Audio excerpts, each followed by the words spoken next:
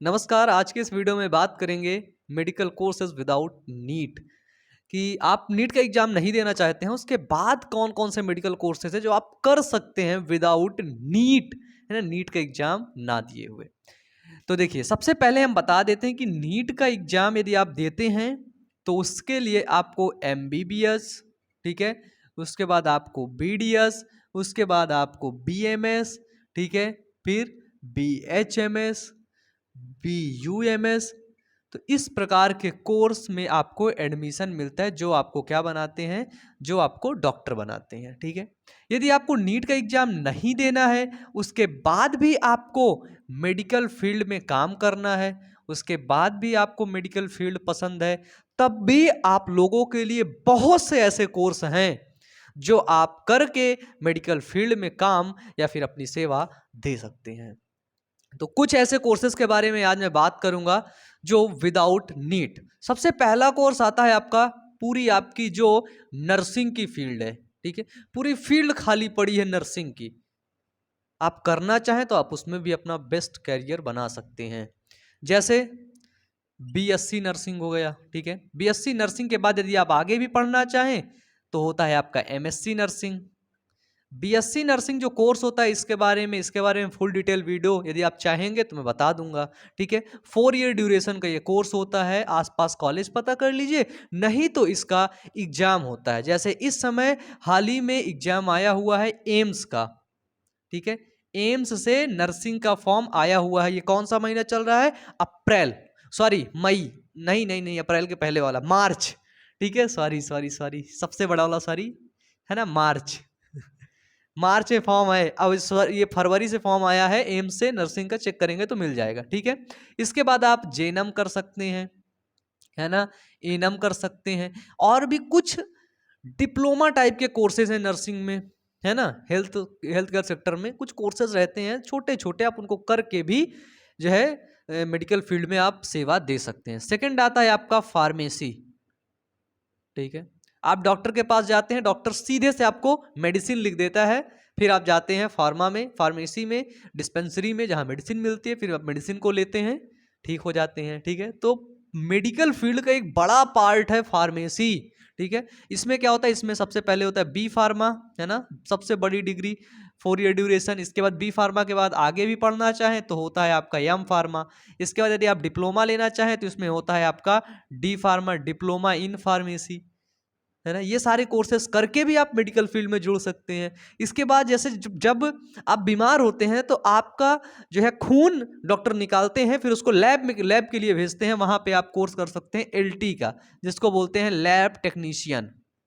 ठीक है, lab technician भी सबसे बड़े लेवल के, उसमें जो डिग्री लेवल के कोर्सेज होते हैं उसको बोलते हैं बीएमएलटी। ठीक है, bachelor in medical lab technician, जो कि 4 साल का कोर्स होता है और ये एक प्रोफेशनल मेडिकल कोर्स होता है। इसके बाद आप डीएमएलटी भी कर सकते हैं और आप इसमें असिस्टेंट लैब टेक्नीशियन भी बन सकते हैं। ठीक है, ये हो गया आपका एलटी का। इसके बाद आप जैसे एक्सरे में है, ठीक है, अल्ट्रासाउंड में है, यानी कि रेडिएशन की फील्ड में आप जो है कैरियर बना सकते हैं, एक्सरे टेक्नीशियन, सिटी स्कैन। ठीक है, इसके बाद यदि मैं कैरियर ऑप्शन की बात करूं तो आप एक फिजियोथेरेपिस्ट बन सकते हैं। फिजियोथेरेपिस्ट, अब इस समय समझिए हाल ही में बहुत रिक्वायरमेंट है किसकी? फिजियोथेरेपिस्ट की। ठीक है, तो आप बन सकते हैं फिजियोथेरेपिस्ट। इसके बाद यदि मैं बात करूं कि मेडिकल फील्ड में बताइए फिजियोथेरेपिस्ट के बाद सबसे ज्यादा कैरियर किसका है, ठीक है, तो वो है मेडिकल फील्ड में जो लोग काम करते हैं उनको ट्रेनिंग देने का। किनका? उनको ट्रेनिंग देने का, यानी कि मेडिकल ट्रेनर। अभी हाल ही में जो ट्रेनिंग की इंडस्ट्री है, ठीक है, मेडिकल ट्रेनर आप बन सकते हैं। कैसे? यदि आपको मेडिकल फील्ड के बारे में नॉलेज हो या फिर आपको ह्यूमन माइंड, बिहेवियर, साइकोलॉजी के बारे में नॉलेज हो तो आप एक मेडिकल ट्रेनर बन सकते हैं और हॉस्पिटल्स में जा करके उनके स्टाफ को ट्रेनिंग दे सकते हैं और उससे अच्छा खासा रेवेन्यू, अच्छा खासा पैसा कमा सकते हैं। आपको इसके लिए, जैसे कि आप यहाँ पे मेडिकल फील्ड में भी आप कोर्स कर सकते हैं, जैसे साइकोलॉजी का कोर्स कर सकते हैं। ठीक है, साइकोलॉजी में कुछ डिग्रियां हैं, आप डिग्री भी कर सकते हैं, 3 साल की डिग्री होती है। ठीक है।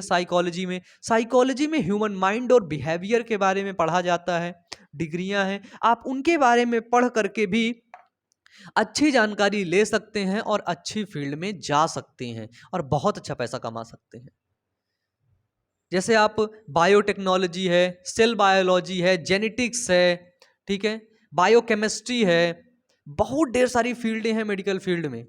यदि आप गूगल करेंगे तो बहुत ऐसी फील्ड आपको मिलेंगी।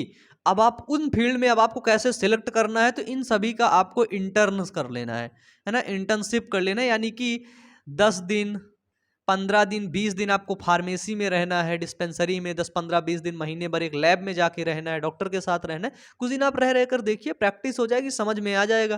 फिर जब आपको समझ में आ जाए क्या करना है तो आप कर लीजिए उसी कोर्स को, है ना। उससे पहले, इस कोर्स को करने से पहले आप प्रैक्टिकली जा करके इंटर्नशिप कर लीजिए, बहुत अच्छा रहेगा। चीज़ों को आपको पता चल जाएंगी कि भाई कैसे चीज़ें रियल में, है ना, प्रैक्टिकल में चीज़ें कैसे हो रही होती हैं। जब आपको वो पता चल जाएंगी तो आप बहुत अच्छे से उस फील्ड में आगे जा सकते हैं। बिना डीमोटिवेशन के, बिना उदासी के आप उस फील्ड में आगे बढ़ेंगे और अपना फ्यूचर बनाएंगे। तो मुझे उम्मीद है सारी बातें आपको समझ आई हैं। यदि आपको इन कोर्सेज में से किसी का भी डिटेल वीडियो चाहिए, नीचे कमेंट बॉक्स में जरूर बताइएगा, मैं उस टॉपिक पर डिटेल वीडियो आपको जरूर प्रोवाइड करूंगा। तो मिलते हैं नेक्स्ट वीडियो में। धन्यवाद।